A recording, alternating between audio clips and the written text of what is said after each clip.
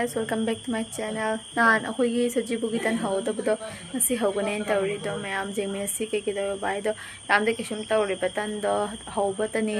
ado mayam mi khar do si jengani do si dum lakke mayam da jarde antichari gi mu hapaga phan to chare to tot pase yam wan tot khare ei matum tare adoga tanse takpana inaun pan na su takpa jawre ai ju te ta e adedi hawbana mamana hawre dbain taro tawre ngarang se tan hawba gotsare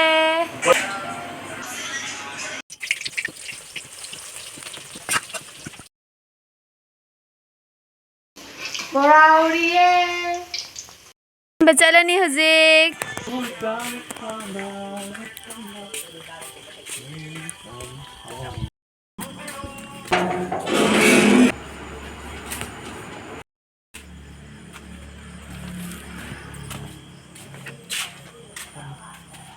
Lerek jen loina akhoi dangkan thangna basu jele